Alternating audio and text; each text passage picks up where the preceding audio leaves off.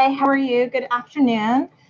My name is Mehrnaz Green, and I'm a neurodevelopmental optometrist at the Vision and Conceptual Development Center. Oops. In honor of Brain Injury Awareness Month, I'm giving a webinar today about what happens to vision after a brain injury. Looking at who's registered, we have brain injury survivors and family members, neurologists, optometrists, ophthalmologists, therapists, and everything in between. I'm going to try my best to make this talk useful to all of you.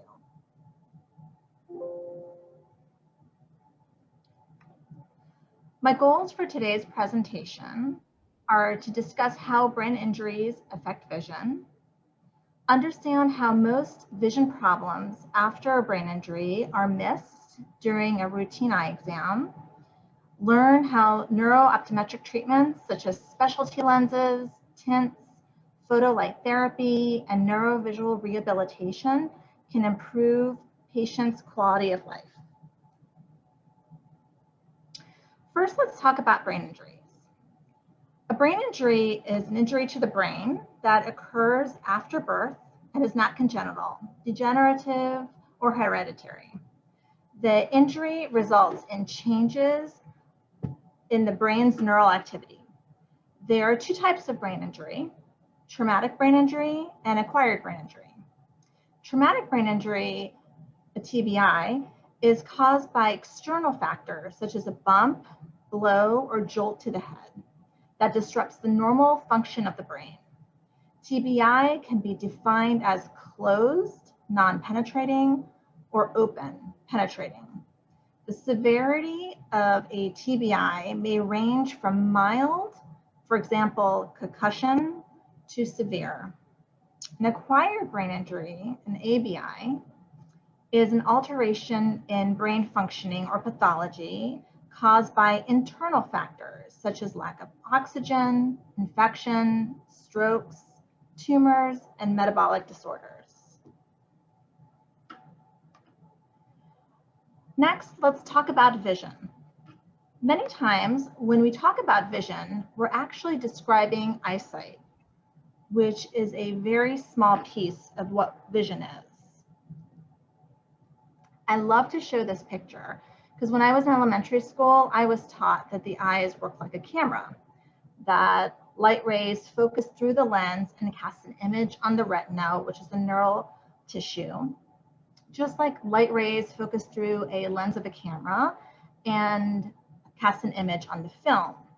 And when we get a routine eye exam, this is the model that a lot of doctors have adopted. They're concerned about how clear that image is, if you need glasses or contacts, and how healthy your eyes are.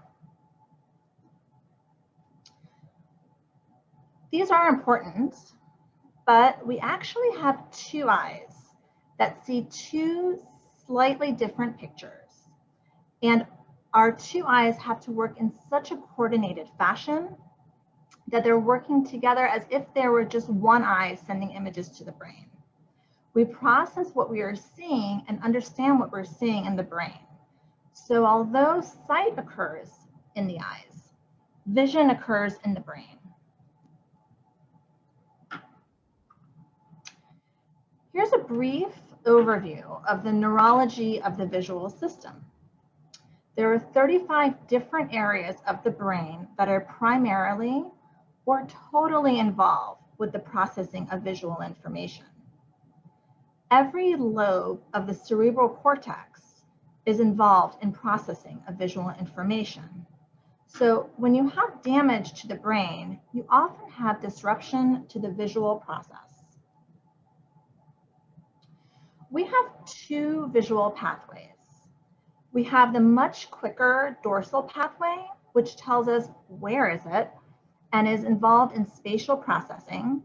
The dorsal pathway tells us about location, movement, spatial transformations, and spatial relations.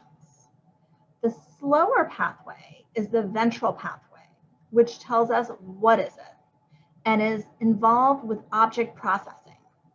When we have a routine eye exam, we're concerned about how clearly we're seeing. We are evaluating functioning of this ventral pathway, which is concerned about how well we are identifying or evaluating our eyesight. In the dorsal pathway, the nerve fibers from the peripheral retina provide information to the midbrain, where they become part of the sensory motor feedback loop. And they connect to the kinesthetic, proprioceptive, vestibular, and tactile systems. Disruption to this dorsal pathway contribute to balance and vestibular challenges, as well as the visual challenges patients experience after a brain injury. Dorsal visual processing enables you to move your eyes from one point in space to another without seeing the world jump or shift. It allows you to move within a busy, moving environment and maintain orientation spatially. It provides information needed for balance, movement, coordination, and posture. When there's interference with the dorsal visual processing, which often becomes damaged during a brain injury, information is received by the occipital cortex without spatial pre-programming. So we're able to see and identify objects, but are unsure of where they are in space. This affects our ability to process what we're seeing and coordinate with our other senses.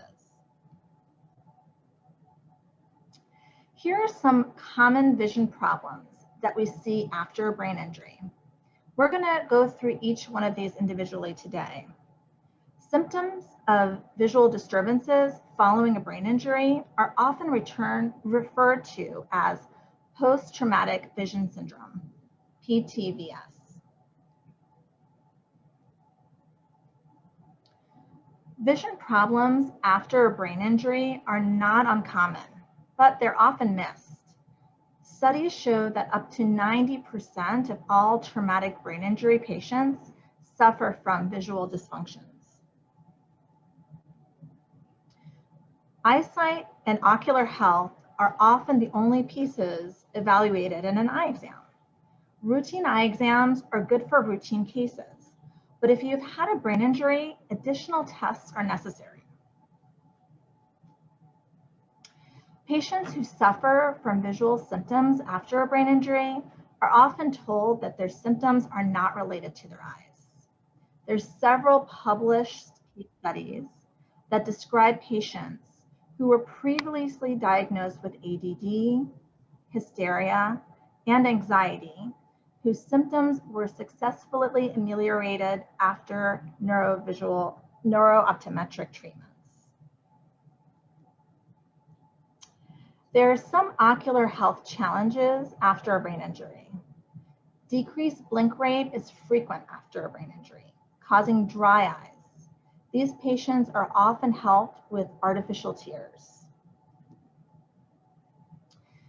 Patients may have ocular health challenges from the blunt trauma to the head and/or underlying medical conditions that contribute to the acquired brain injury, like high blood pressure and diabetes. These challenges are easily seen and identified during routine eye exams. Over here on the left, you can see a picture of a healthy retina. And on the right, you see an unhealthy retina with lots of hemorrhaging and swelling. So these are things that can be picked up on a routine eye exam. These patients need to be referred to our colleagues that specialize in ocular disease, such as retinal specialists, glaucoma specialists, dry eye specialists, etc. For the rest of my presentation, we're going to focus on the visual disruptions that are most frequently encountered and often missed after a brain injury. As I mentioned before, routine eye exams are okay for routine cases, but brain injured patients need special care.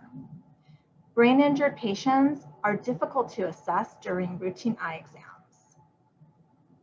They struggle to communicate what they're experiencing.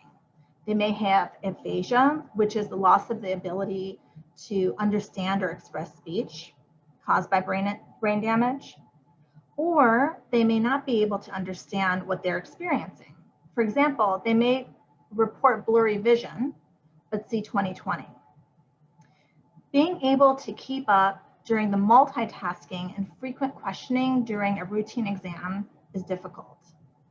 They struggle with visual discrimination and have a hard time choosing which is better, one or two. They often have a hard time understanding what the doctor is saying or remembering what she or he said or recommended and why. And at the end of the routine eye exam, they're presented with a prescription for glasses if needed and information about their ocular health. But because functional visual skills were not tested, their symptoms and disruptions in their activities of daily living are often not addressed.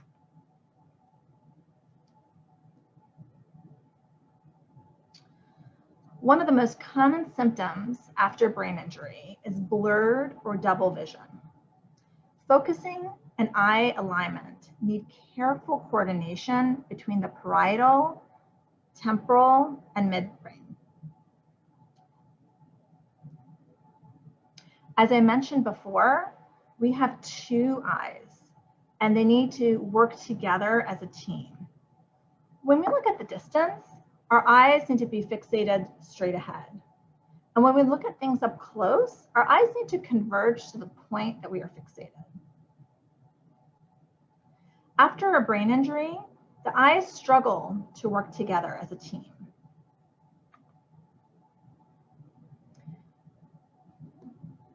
Patients who suffer from a binocular vision dysfunction often complain of fatigue or feel like they're no longer able to read or use a computer efficiently. They complain of blurry vision and or double vision. They see words or letters moving when trying to read. And because they're working so hard to use their visual system, they often cannot concentrate or understand what they're seeing. Some of my patients describe themselves as having acquired dyslexia.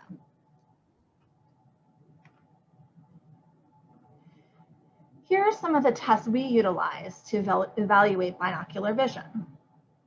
Cover test at distance and near in all fields of gaze. Park's 3-step is important to utilize when we see vertical deviation. Maddox rod is also very helpful in all fields of gaze. Near point of convergence. This should be repeated at least 3 times until a consistent distance is measured and on the patient. Normal convergence is less than 2 inches. We also want to note a patient's reaction. It should not elicit excessive stress or pain. Penlight red-green push-up is a great tool for evaluating binocular vision problems by eliminating accommodative convergence. Keystone Skills, which tests both at distance and near, is a stereoscope which utilizes a septum between the 2 eyes. So the right eye sees a different picture from the left eye, and we're interested in how the brain is putting those 2 pictures together. And motor fields.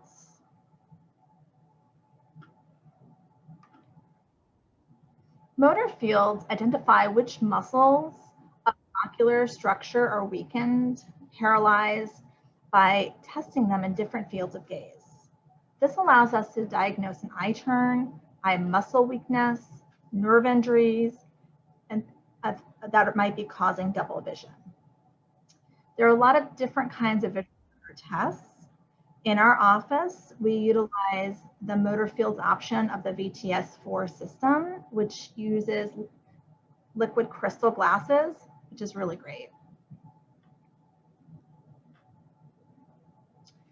Treatment for binocular vision dysfunctions often include one or a combination of the following: glasses with prism to compensate for the ocular misalignments, binasal occlusion or another type of selective occlusion, and we'll talk about that more in the next couple of slides, and neurovisual rehabilitation. Neurovisual therapy is a process for the rehabilitation of the visual, perceptual, motor disorders after a brain injury. And we'll talk about that more soon. As we discussed earlier, visual dysfunctions diagnosed after a brain injury may be related to a problem with the dorsal stream's ability to process and organize spatial information. Binasal occlusion provides the brain with an opportunity to process information differently by limiting ventral processing and stimulating dorsal processing. And here's an example of glasses with binasal occlusion. As you can see, there's some translucent inclusion in the nasal fields, which are promoting visual processing of the temporal peripheral visual field. And here's the way that we test if binasal occlusions can be a tool without applying them to every patient. These are called Streff wedges, and they can be placed over the patient nasally, as shown here. And often patients will report that it eliminates double vision, print appears clearer, print is no longer moving, and they feel more comfortable. So we want to avoid full opaque occlusion. So that's this pirate patch or dark patch that's totally opaque. Because it interferes with peripheral vision, it causes balance issues, postural challenges, and navigation difficulties.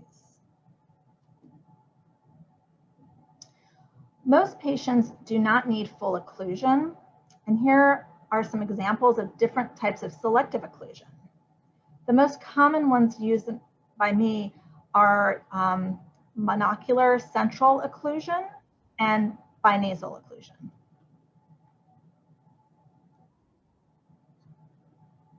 As I mentioned before, you want to avoid using an opaque patch or occlusion.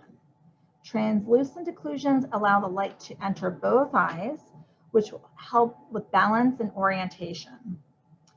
It is also cosmetically more tolerated as well.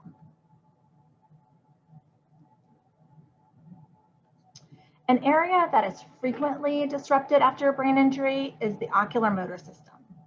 The extraocular muscles of the eyes are neurologically connected directly to the semicircular canals of the vestibular system, as you see here. This allows for fixation, maintaining eyes steady on a target, pursuits, following a moving target smoothly and accurately, and saccades, eyes jumping from one spot to another accurately.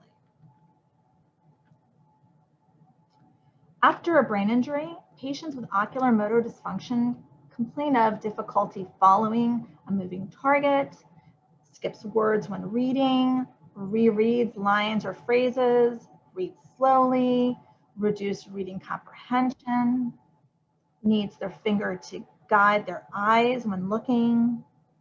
They experience motion sickness, dizziness, nausea, especially with eye movements.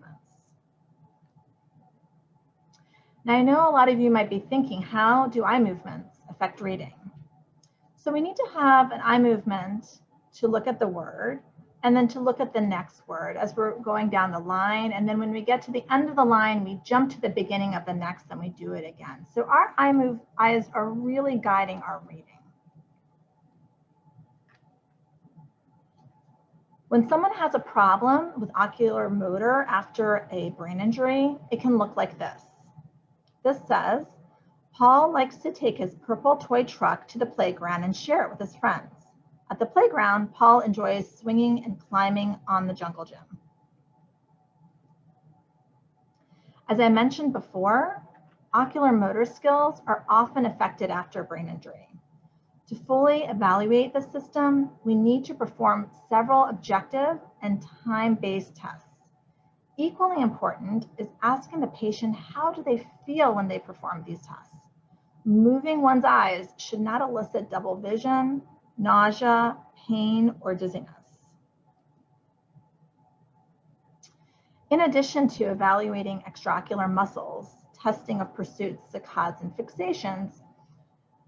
Tests like developmental eye movement test or the King-Devick test, what they do is they evaluate the accuracy and predictability and non-predictable saccadic eye movements through rapid naming. We also utilize the Visograph in our office. Here, the patient wears a pair of goggles, which has a special camera located inside that record and evaluate an individual's eye movement while they're reading and compares it to norms. We also utilize the right eye ocular tracking device that measures specific eye movements and compares them to age-appropriate norms. So you can take a look here on the left, and this is what we expect for healthy eyes, typical eye movements. And when we take a look at the right, those are eye movements that are after a brain injury, so they're abnormal. It's easy to communicate with the patient what's going on with their vision, and they're able to see improvements over time.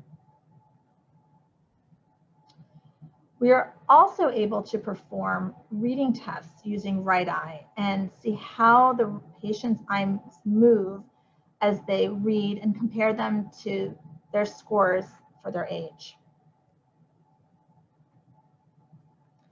To help someone with ocular motor dysfunction, we can offer specific supportive techniques, such as using their finger or an index card to keep their place when they're reading, enlarging the font, allowing for more space between the lines when reading. We can also recommend school or work accommodations, such as extended time to complete assignments, etc. However, neurovisual rehabilitation can make a world of difference, improving their symptoms instead of just compensating for them. Accommodation, or the ability to visually focus, is a visual system that's often affected after a brain injury. The eye's ability to accommodate or change focus to see clearly at near is a vital function that allows us to read, work on a computer, and perform many daily tasks. Unfortunately, accommodation is often an area that is not tested in routine eye exams for patients under the age of 40. Symptoms of accommodative dysfunction include headache, eye strain, blurry vision, vision is worse at the end of the day, difficulty changing focus from distance to near and vice versa, reduced attention, and poor reading comprehension.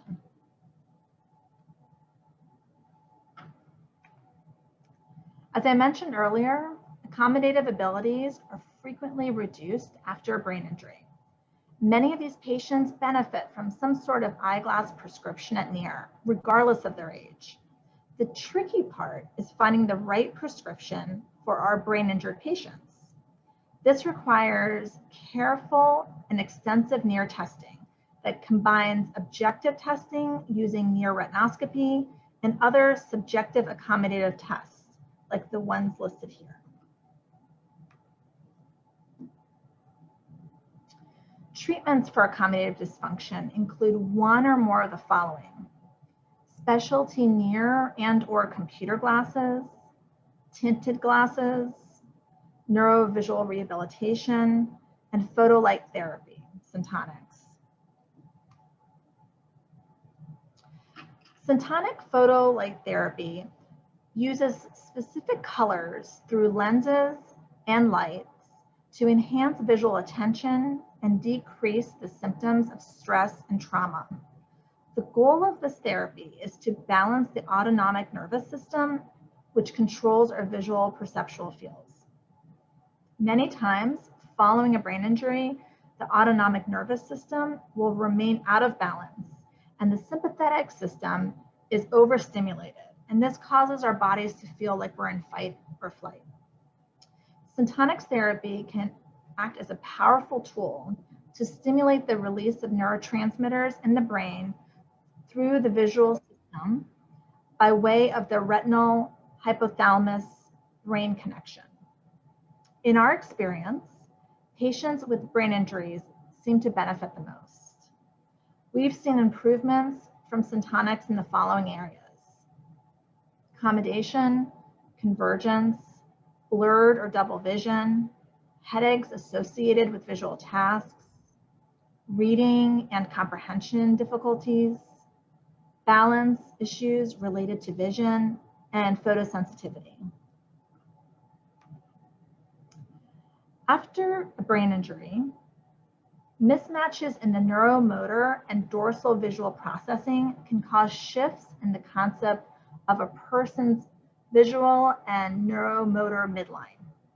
This perceived shift in midline can cause a person to shift his body laterally or anteriorly, posteriorly, affecting balance, posture, and gait. This abnormal spatial localization of their perceived midline has been termed the visual midline shift syndrome.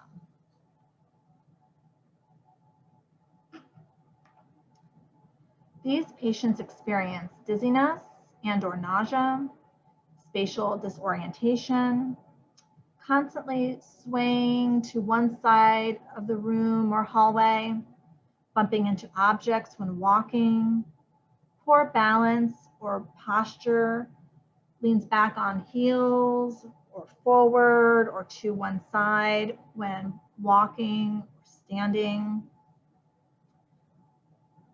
or sitting as well. They see the floor as tilted at times. Treatment for abnormal spatial localization or visual midline shift syndrome include yoke prisms.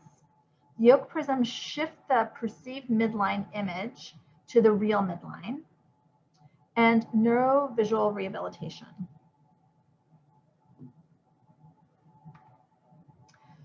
Photosensitivity or light sensitivity is a common complaint after a brain injury. These patients are greatly helped with tints. That could be a regular sunglass tint, like a neutral gray tint. It can be a color tint, might be a tint in Syntonics. And tints in their glasses, in our office, we've found that these Nora tints from the Chadwick Optical Company are extremely helpful with our patients with brain injuries, and also those who suffer from migraines.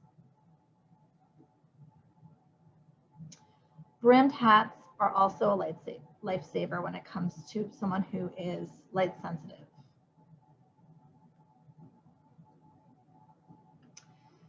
Visual motion sensitivity.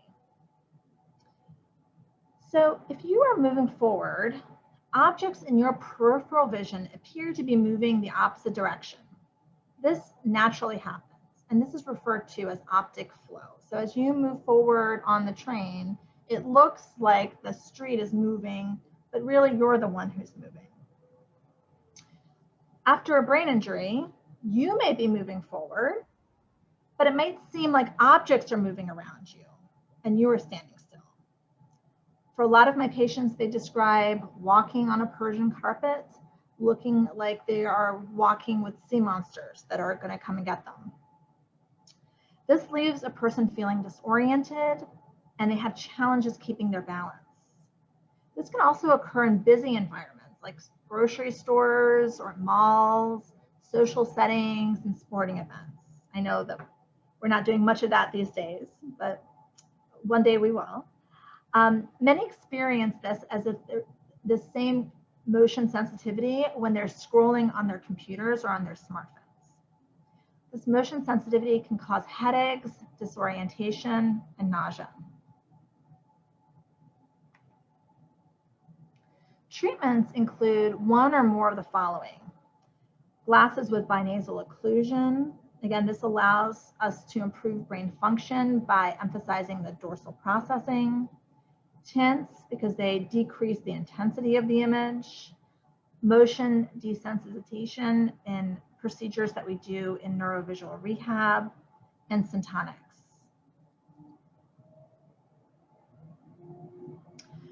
We've been talking a lot about how the visual system and the vestibular system are connected. After a brain injury, there often can be a disconnect between these two systems. This causes dizziness, nausea, and balance challenges.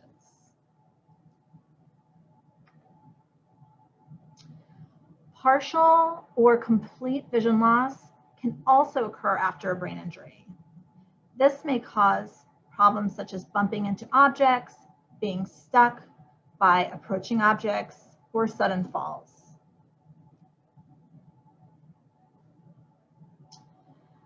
The area of the brain that has been affected, as well as the extent of the damage, will determine your field of view.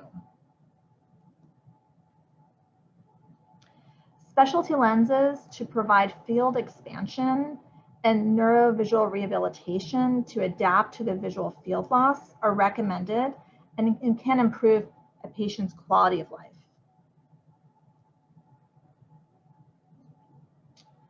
Brain injuries can cause visual information processing dysfunctions. Areas that can be affected include visual discrimination, the ability to identify differences in visual images, visual memory, remembering what you have seen. This involves both the mental storage of the information and the ability to retrieve it. Spatial relations, or also known as spatial relationships, is the understanding of orientation in space. Form constancy, being able to recognize the same form when it varies in size and orientation. I often have a lot of patients have a hard time reading in different fonts because of this. Visual sequencing or visual sequential memory is the ability to determine or remember the order of the symbols, words, or objects. Figure ground is being able to identify a specific design or an object from the background.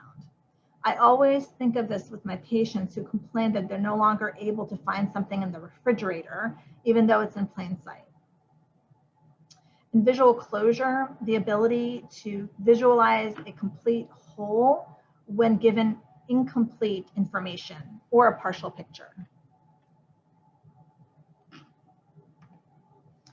Patients also complain about right-left discrimination challenges, difficulty with spatial manipulation of objects, visual motor challenges, being able to coordinate their vision with movements of their body, and visualization to challenges.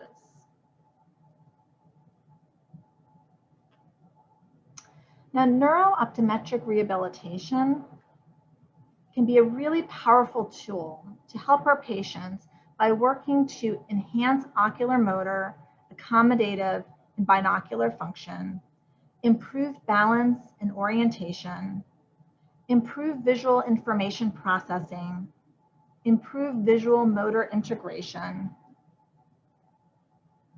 And the main goals of the rehabilitation are to help patients eliminate or compensate for visual problems, become more independent, re-enter his or her former occupation, or be able to be trained for a new one, and improve their activities of daily living. We are able to provide neurovisual rehabilitation via telehealth as well, which has been a blessing for our high-risk patients during COVID and for our patients who live out of town. In fact, Dr. Zeller and I wrote an article about our office's history with remote vision therapy in the Journal of Vision Development and Rehabilitation back in 2020. As we discussed in the beginning of this talk, in neurooptometric rehabilitation, we're working with the brain, not the eyes. And in our office, one test that we utilize is to diagnose post-trauma vision syndrome and monitor its treatment and recovery is the visually invoked potential test. So as you can see with me here, I have some electrodes on my head and I look at a computer screen that's going to send me a very specific image. And This instrument measures the speed that my eyes send information to the brain. So the test is measuring how strong and how fast that signal is being received in the brain, so how the brain is receiving the information from the eyes. And we see improvements of this over time. Because we're working with the brain, changes in brain function are seen after neurovisual rehab.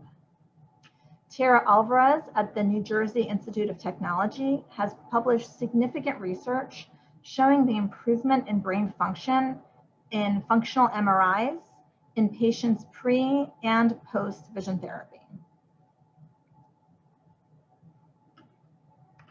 And here's just another example of improved brain function when we improve vision function.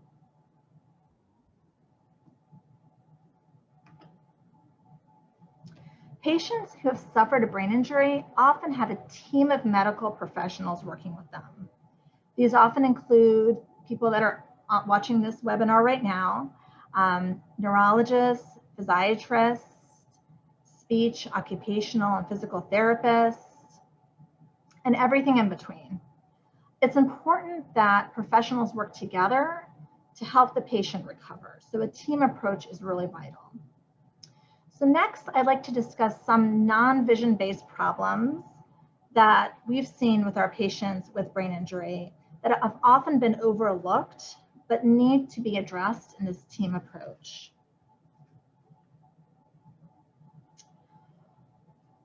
One is depression. Many patients suffer from depression after a brain injury. And counseling and sometimes medication can really save their life. Many of our patients experience severe fatigue, more than they're able to just sleep off. And we found that many of our patients really benefit from nutritional counseling, supervised exercise, and adaptive strategies.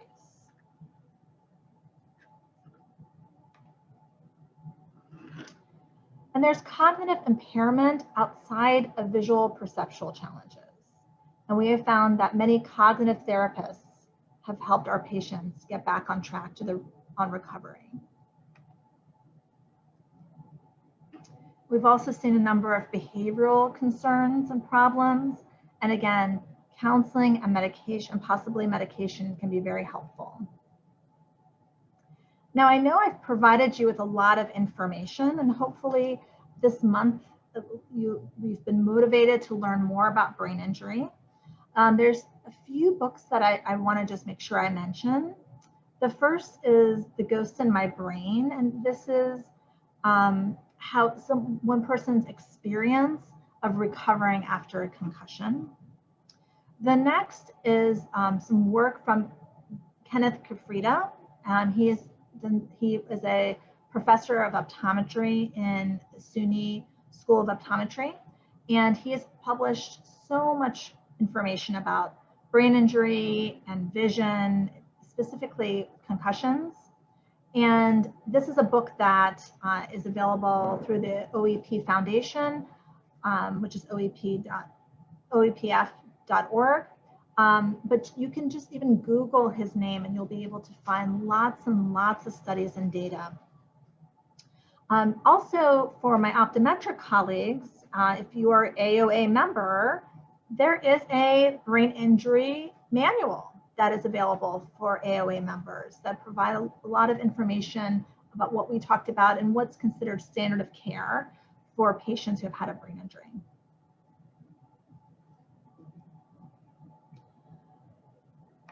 And for my optometric colleagues, or for people who want to know more about the visual processing, highly recommend these two books here. And for my friends, my colleagues, or my therapy friends that want to know more about the eye movements and how that connects to the vestibular system, I recommend these books here. And we're going to be able to provide you with a copy of the slides and the recording of this talk so that you can definitely look through this and get all the information you need. The COVD, let me just go right to here. These are some additional resources to find more information. And if you're looking for a doctor that does the kind of work that we do here in the Vision and Conceptual Development Center, we'd love to see you here, but I saw on people who had signed up for this talk that we're seeing people from all over the world. So if you're looking for a doctor like that looks at neurodevelopmental optometry, you can look at these websites as well. So neurovisionrehab.org, as well as the College of Optometrists and Vision Development.org, and like I mentioned earlier, the OEP Foundation, OEPF.org. Thank you so much for listening to our webinar today. And I'd like to open this up for questions if we can.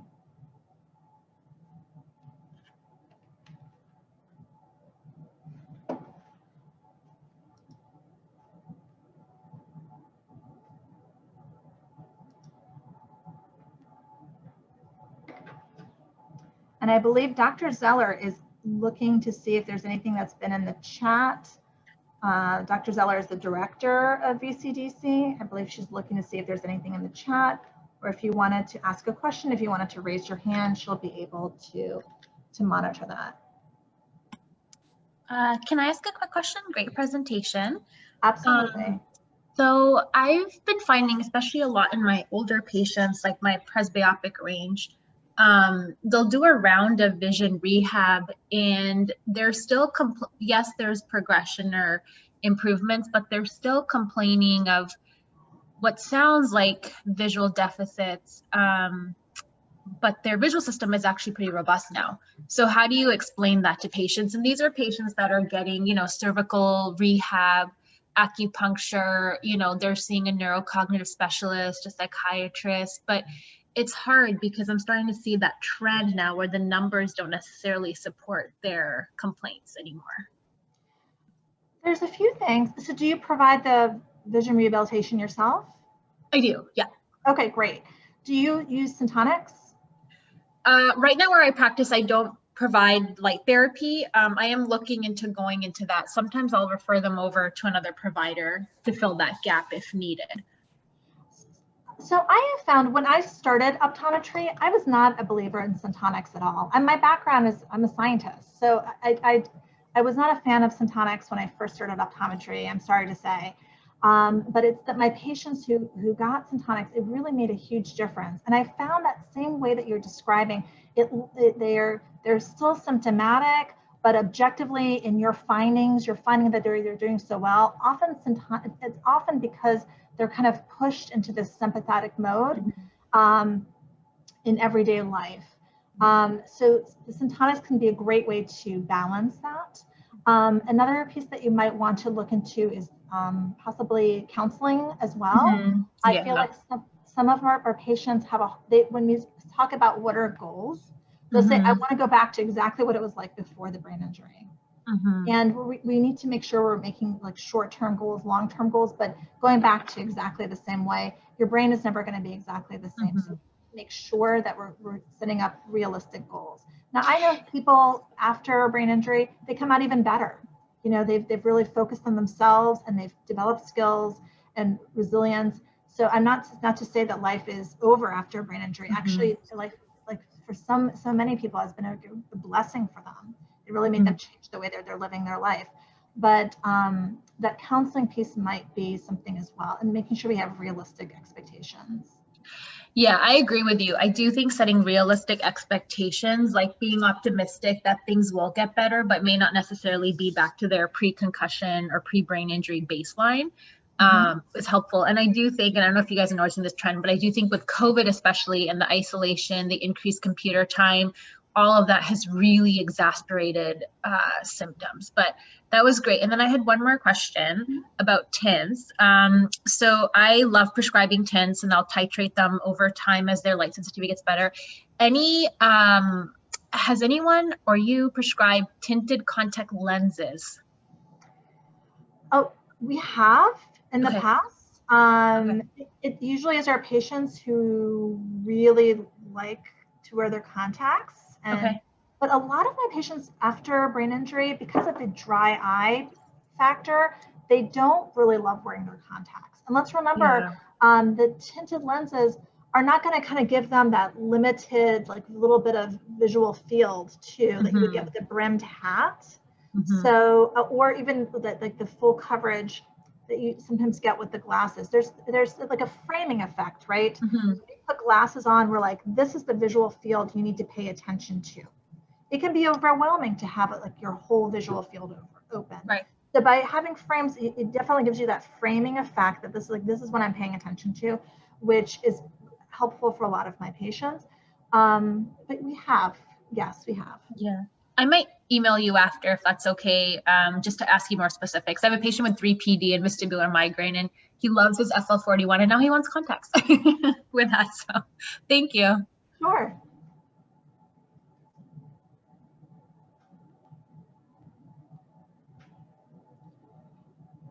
Any other questions? Feel free to unmute yourselves, guys, because I'm having a hard time seeing if anyone's asking questions because I'm not seeing the whole big picture here.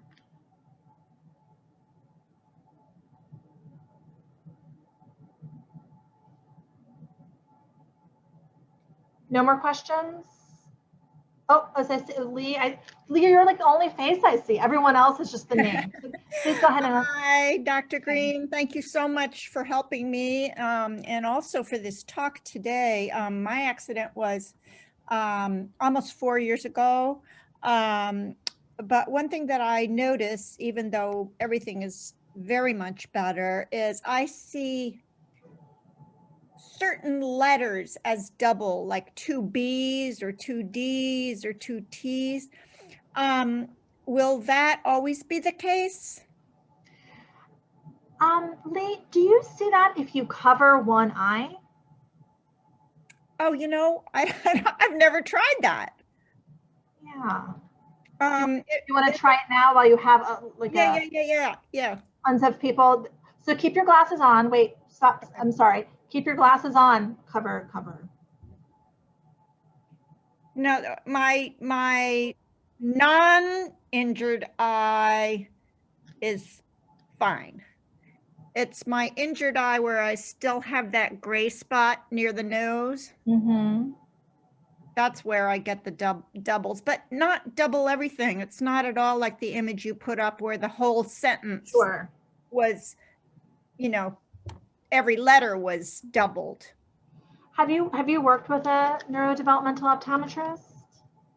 Yes, when I was in the DC area, but I've recently moved to Rhinebeck, New York. So one thing I would ask you is if you have any recommendations you could send me, not right now, obviously, to take up everybody's time, but I think it's worth checking out. I think it's worth checking out because it's been enough out of the accident. And I wonder if there's something that can be done.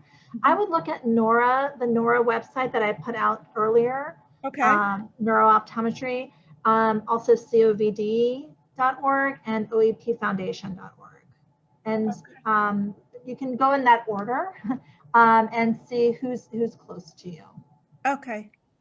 Thank you so much. This is pleasure. A wonderful thing you're doing today, and I really look forward to being able to look at it all again. Absolutely. Thank you. Any other questions? I can't see your faces. For some reason, Lee was the only face I could see. So let's see. If you're raising your hand, I can't see it. So if you want to go ahead and unmute yourself, that's fine. I see a lot of really pretty pictures that people have put up.